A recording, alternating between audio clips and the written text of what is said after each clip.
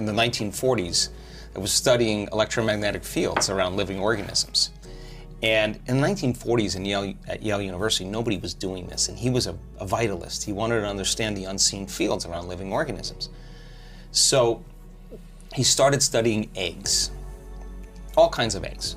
Chicken eggs, swallow eggs, reptile eggs, snake eggs, salamander eggs, there's all kinds of eggs.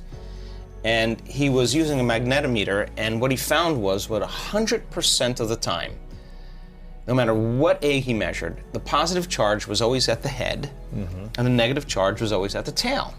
Well, if you have positive charge on one end and negative charge on the other end, you got an external electromagnetic field called a magnetic field. That's a magnet, right? What happens with human beings is every thought has a frequency. Every thought produces a chemical.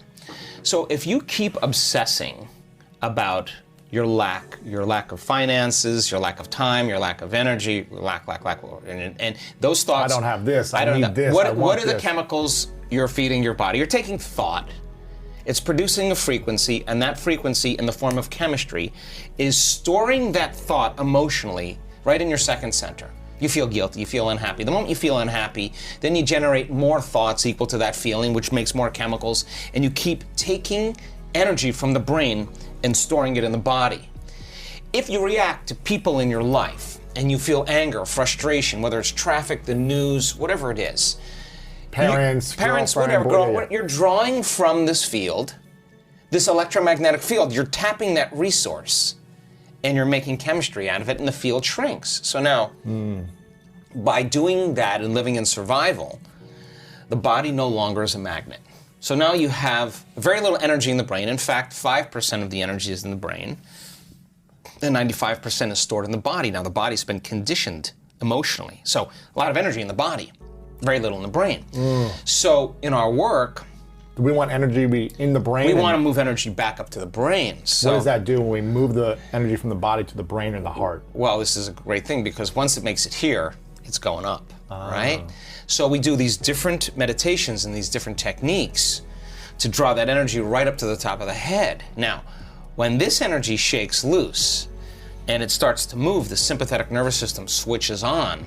And instead of releasing energy out like you're being chased by a predator or you're having an orgasm, that same energy is going up into the brain, and the brain switches on and it goes into these very high frequencies called gamma brainwave patterns. Now the person has an arousal, but the arousal isn't fear. Not an orgasm.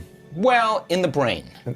An orgasm of the mind. Yeah, exactly. It's energy that's being released into the brain, and you can only describe it as ecstasy or bliss. So the energy of guilt that was stored from thinking and feeling in the same way releases and it travels up to the brain and it's going back. And when it reaches the brain, what happens?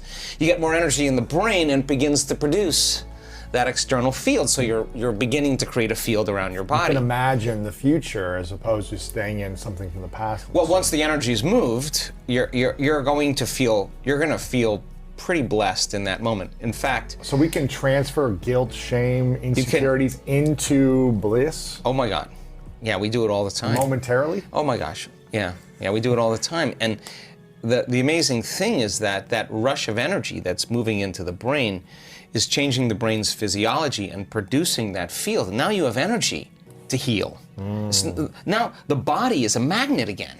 And it's as the energy moves up the spinal cord and it starts passing through those spinal nerves, and there's a lot of dynamics going on the body, that energy that was once stored in that one of those energy centers that's released is energy to heal, energy to create a new future. You're replenishing your field, and now the body becomes more of a magnet instead of an inert piece of metal with no charge, right? So the person then who's reacting to whatever person or circumstance in their life, the stronger the emotion that they feel towards politics, towards the traffic, towards their girlfriend, social towards their media, ex, whatever, the more they're paying attention to it. But where you place your attention is where you place your energy. So we also know that when... It's hard to create from a place of putting attention towards negative energy. Well, you're not creating. What you're doing is you're tying up your vital life force.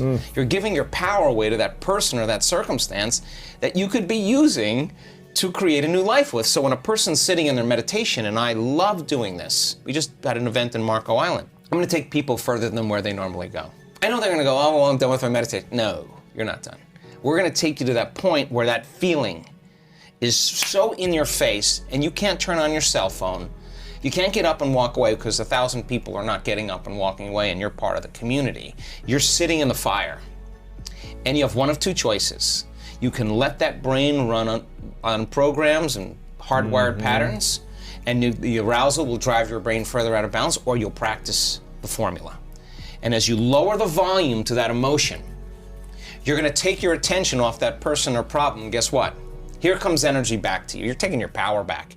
And now you're building your field that way. And when that happens, energy starts to move up into the heart. Once it makes it to the heart, it's going to the brain. So we start seeing people, their hearts naturally open up. And all the things they thought they wanted when they came to the event, they no longer want because they feel like they have it. They don't need it anymore. Because they feel like they got the feeling before the experience. So that they feel so whole that they no longer want. And they're not looking for their future anymore. You only look for it when you feel lack. When your body's conditioned emotionally into the future, why would you look for it when it feels like it's already happened? Now this is where it gets weird. Because now things start coming to you and you're no longer in need. And when it comes to you, you go, oh, here. Take it, I don't want it. I just wanted to know that I could create it. And people create a lot of wealth in our events. Yeah. And the first thing a lot of people do is they say, I'm buying a cruise for you. I'm buying you your car. Oh, Mom, I'm getting you that house. Why do they do that? Because they're so excited. They feel so amazing. And they're thinking, I could do this again. Why would a person in lack wouldn't give? A person who's abundant would give because they know how to create. So now the game changes. It's no longer about the self. And you're doing it because that you know that you can create it. So then maintaining that state when you're in love. Yes. When you're in love. In your body. You are in love. Not in another relationship. No, you're not looking for it. You're not looking for it. You would be in lack. When you're in love, there's nothing to do. You're in love. You're the magnet. You are it. And so you are love. Yeah. So the events that come into your life would not only be just a reflection of a relationship with someone that you wanted to be intimate with. You would have meaningful, loving relationships that would enhance that feeling. And when it didn't, you would say, "Ooh, you know what? I don't know. I don't know if this is right for me." You would trust that because you worked really hard to nurture this, to protect it, to grow it, to trust it again, to open up, right? It takes a lot to do this. But we see men in our work. I was on them this week. I never let up on those guys. Big, macho guys. You want to know what courage is? Let's go. Let's open that heart. And when they start cracking open, I mean, we see people heal from colon cancer and from angina and all, just boom, there it is, there it's not. That's what's been stored all down here. Once they open this up and it moves, the body's transforming in that moment. It's the system is informing itself. Information is being restored back into the body. So when you get to that point where when you're in lack and separation, time gets really crazy because you want stuff to happen faster and it feels like it's taking forever. That's because you're in separation. When you're in love and you're connected, you don't want the moment to end. I mean, I had three guys over for dinner last night, all these academics. I cooked a meal and a half for these guys, took out great wine. Why? I wanted them to be so caught up in the moment that they forgot. We made a new memory. We had a great experience. And life then is about experiencing it. Yeah. In love. Like, I'm not going to be guilty of what I'm eating or judge what I'm eating if I've cooked a great meal. Let's eat. Because the guilt is worse than whatever it is you think is bad for you.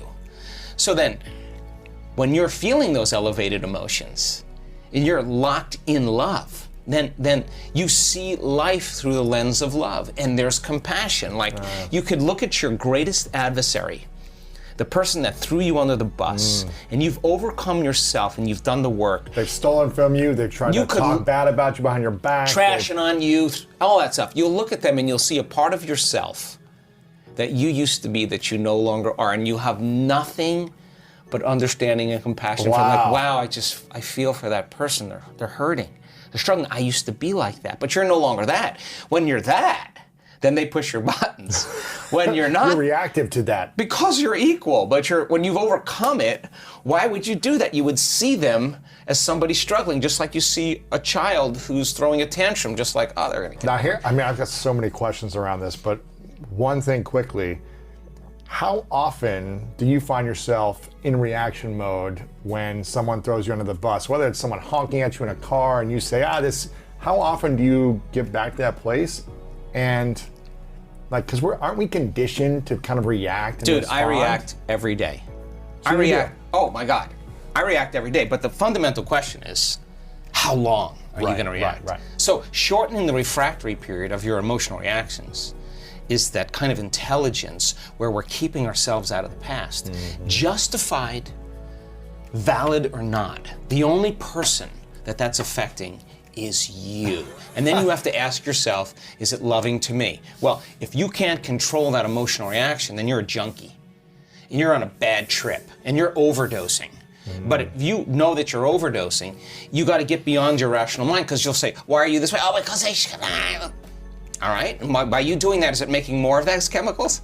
Yeah, why were you doing that? To make you feel more like it's justified. So then, this takes, listen, I excuse myself many times in one day. Because I'm in a reaction mode, let me step aside. I'll be like, are you kidding me? What did they do? And then I'll be like, oh, we're not gonna make a decision in this state. So give me a minute. Oh, wow. I go, take a few breaths, get out of that state, remember my future, where I'm going. It's so much more important than the present moment. I just gotta condition my body into that future. And now it takes sometimes a Herculean effort, I have to tell you. You can ask my staff. I'll be in there 15, 20, 30 minutes. Sometimes I'll say it took me an hour. But to get back to a peaceful state. In the expanse of all eternity, if I don't overcome that emotion, then I'm in my past, and that's karma, because that emotion's gonna drive my behaviors and thoughts, and I'm gonna be predictable. My past is gonna look, my future's gonna look a lot like my past. So if I'm soulfully on the journey, then what matters the most is being able to learn the skill of self-regulation. So in our events, when we see people that can do brain and heart coherence, they know the formula. Well, I look at their brain scans and I'm like, Lewis, great brain. Hey, I see you can hold that heart coherence for 45 minutes. Great, now let's put you on a pole at 55 feet in the air. Let's get a heart rate monitor on you and let's see what you're gonna do up there. Do you wanna be able to self-regulate there? Because if you can there, it's not like I'm trying to give you an adrenaline rush. Actually, I'm trying to do the opposite. I want you to settle your brain and body back down, go against thousands of years of programming like fear, and teach your body in that moment how to regulate. I guarantee you, if you go a little further than what you did and you stay conscious, instead of throwing in a program and rushing through it and trying to get it over with, you start breathing, you start getting back in your heart, you start getting centered, you work against those chemicals, I guarantee you when you walk into your life, the moment you see something doing, you're gonna catch on right away, you're gonna catch yourself. Now that saves you a lot of energy and a lot of time.